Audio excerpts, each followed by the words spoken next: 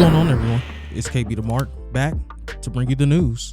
On today's wrestling report, we have many stories, starting with a NXT star makes history, Trish Stratus broke a 17-year record, news for AEW brand split, and many more stories.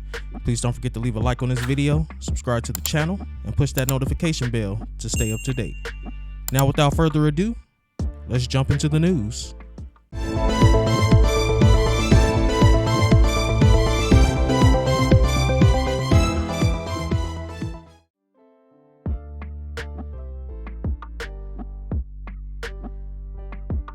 The first singles match between Trish Stratus and Becky Lynch occurred at Saturday's WWE Night of Champions premium live event in Saudi Arabia after the two had been aligned with Lita as a babyface trio.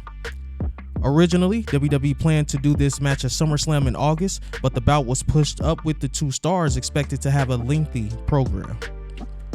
Stratus went over in the bout after Zoe Stark came from under the ring and hit her Z360 to leave Lynch bloodied before she tossed her into the ring so Stratus could hit the Stratusfaction to pick up the win. WWE stats noted the win marked the first time that Stratus had won in singles action in 17 years, as her last singles premium live event win came when she beat Lita in her first retirement match for the women's title at Unforgiven in 2006. Since then, she's worked two singles matches where she went 0-2 as she lost to Vicky Guerrero in a no DQ match on Raw in March 2011, and then to Charlotte Flair at SummerSlam in 2019.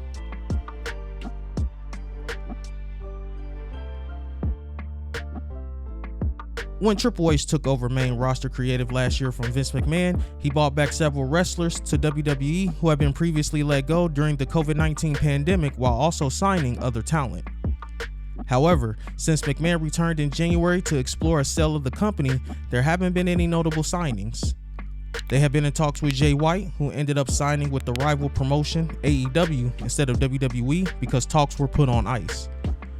That looks to be changing though. In the latest edition of the Wrestling Observer newsletter, Dave Meltzer reported that WWE is interested in signing Richard Holiday. They're still also interested in New Japan Pro Wrestling's Tama Tonga.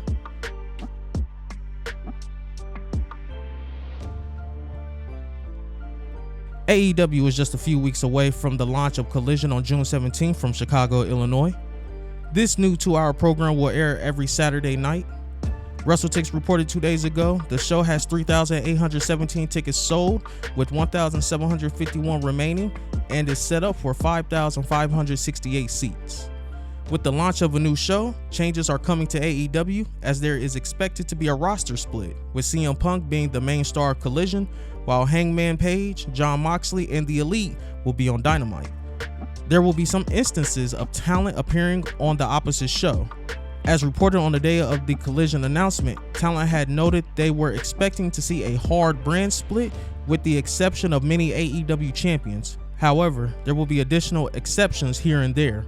Sean Ross Sapp of Fightful Select reported that talent was told this past weekend that Collision may start as a soft brand split, then develop into a harder one. They weren't told anything specifically.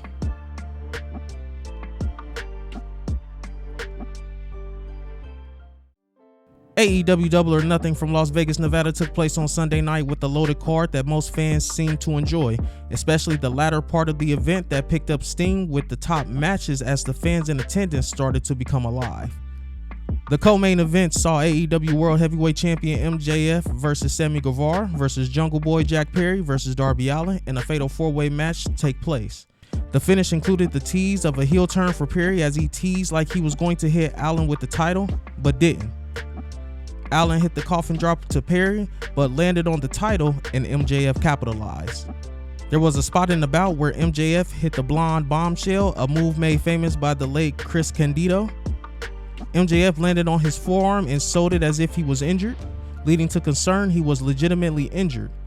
PW Insider Elite reports while MJF's forearm is banged up, the belief is he is okay and didn't break it, with the expectation that he won't miss any in ring time.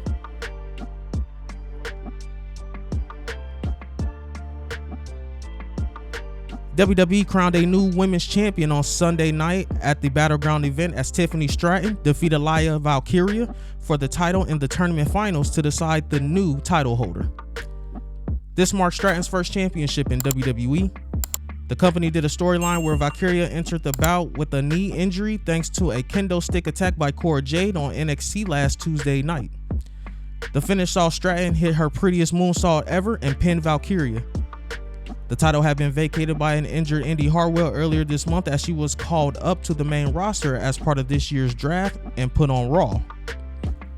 To get to this point, Stratton defeated Gigi Dolan in the first round and Roxanne Perez in the semifinals, while Valkyria defeated Kiana James and Cora Jade.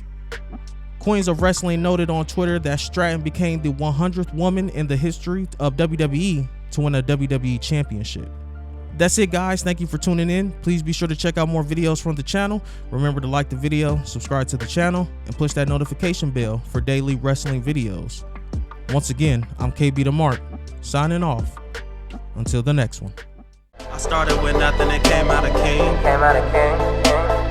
I've been the one that's been ballin' for rings. It's been me and my team and we chasing the green. My team be the shit, we ain't ballin' for free. My team be the shit, we ain't ballin' for free.